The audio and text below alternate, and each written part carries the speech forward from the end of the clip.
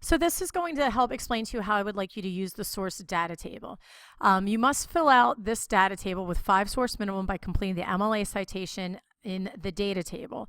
So typically we would have you print this sheet out and then you would handwrite your sources into the data table and you would assign your source a number here on the left side of the column.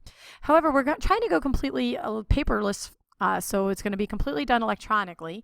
So we have to do it a little bit differently. So one of the things that we're going to do is we're going to utilize the snipping tool right here. And you can access that by searching, going to start and searching if you can't find it and pull it up.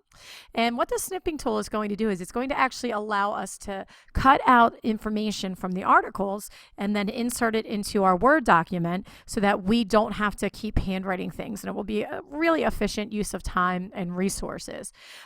So what you're going to do is you're going to go into you're going to have this document pulled up, and then you're going to go to the school's library page. So you go to crst.org. You're going to select Council Rock High School North. Go to Library, Databases. And there are a number of databases that you can use. I'm a big fan of Proquest. So I open up Proquest and I'm looking for a full text article. And what I'm going to do is I'm going to search for doctors and prescribing opiates.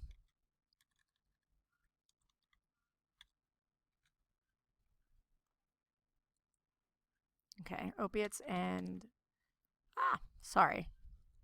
I went off the tracks here. So doctor over prescribing opiates. That's what I'm looking for. That's what I want to try and find an article on. So we'll see if anything comes up. Okay, so here's an article that says regulation of opioid prescribing. So I'm going to click on this article, and the article will tell us about doctors using opiate prescriptions. Okay, so I'm not going to spend a tremendous amount of time for this to show you because I really want to show you just how to do the MLA thing.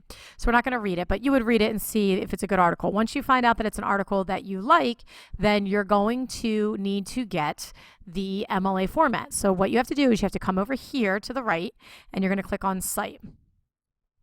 The next thing you're going to do is you're going to look at citation style. It is currently in the APA 6th. We don't want that. We would like to go MLA 7. So you're going to scroll down to MLA 7th edition. And instead of hitting done, what you're now going to do is come down here to the snipping tool, and you're going to click this. You're going to copy it. And then you are going to go back to your document, and you're going to paste the MLA information on the document here. Then you go back, same thing. Look for another article, come down here,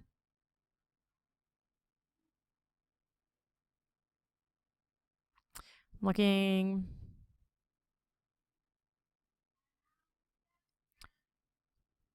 okay, so inadequate pain management, myth, stigma, and professional fear. So we're going to take a look at it. We'll pretend that I know already that there's data in here to help support the argument, so we'll go back to Cite. Still in the APA. We're going to change it to MLA 7th edition. Click on that. We're then going to take our cutting tool and we're going to cut it.